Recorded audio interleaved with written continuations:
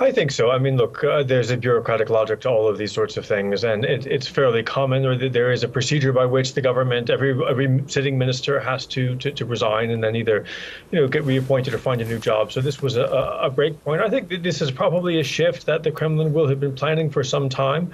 They may not have wanted to attempt it before the elections earlier this year. That did bring Putin into his fifth term, and so there's a certain logic to it. I wouldn't read too much into the timing. If anything, the timing might look a little odd from the outside because the war, in a lot of ways, seems to be going Russia's way, and so why you would replace your Minister of Defense in that context is maybe less than obvious, but I think there are bigger things going on here. Yeah, so give us a sense, what do you think those bigger things are? Obviously, the war is costing them a lot.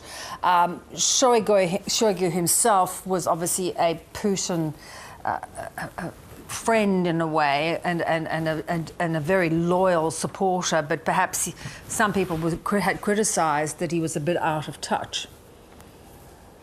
Well, I mean, Shoigu had come into criticism. We can remember, back to last summer when there was the attempted mutiny by Yevgeny Prigozhin, the mercenary commander, who, aimed that mercenary specifically at Shoigu. He accused Shoigu of mismanaging the war, of engaging in corruption, of siphoning funds away from the fight and into his own pockets or to those of his cronies. That didn't lead to any immediate consequences for Shoigu, and we don't really know, what his future looks like. He's been put now in the position of Secretary of the Security Council, which, in some ways may look and feel like a promotion, but we'll have to wait and see what that really turns into.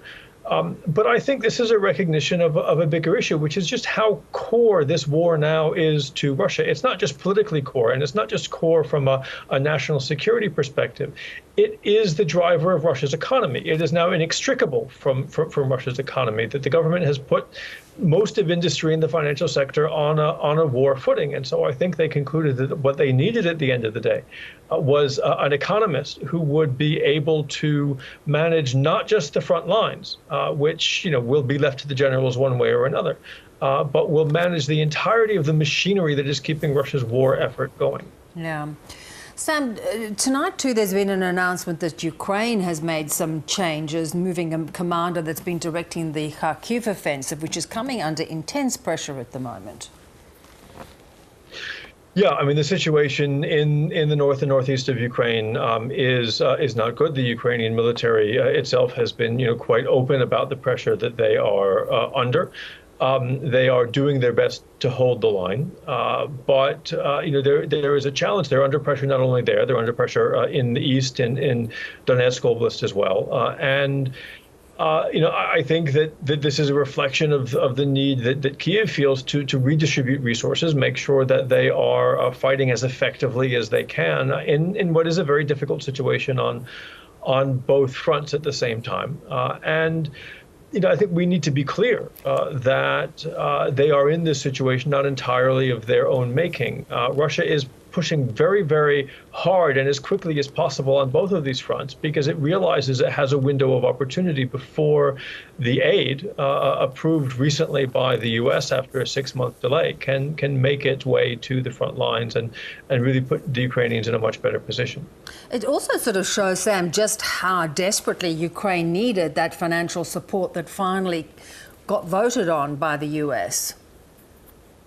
Well, it does show that, and it shows that, it really needed it some time ago, right? Had that aid been passed when the Biden administration first proposed it 6 months ago, we would be seeing very different headlines now from the front lines. The administration in Washington has been clear that what it expects this aid to do is to help Ukraine hold the line, not lose too much more territory between now and probably the middle of 2025, when it might be in a position to mount an effective counter-operation. That's the reality of where we find ourselves, and we can expect to see the Russians do everything they can, again, to take advantage of that window before it closes for them.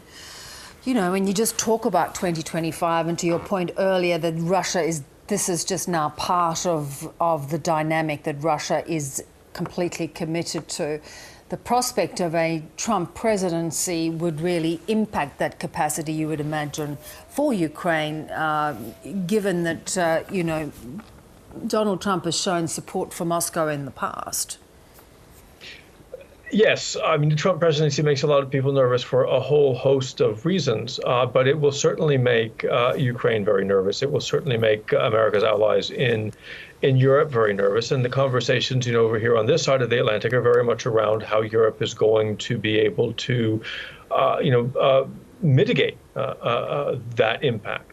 I'm not convinced that Trump will necessarily, hand Ukraine over to the Russians. Trump is very much transactional, and I think he may find that there's not a lot for him to win in that kind of a transaction. But he will extract pounds of flesh from the Ukrainians and from the Europeans in providing some degree of U.S. military and economic support to the Ukrainians, and so. With that in mind, also, there is very much a sense of urgency in Kyiv at the moment. Yeah. Really great to get your analysis, as always. Thanks so much. Thank you.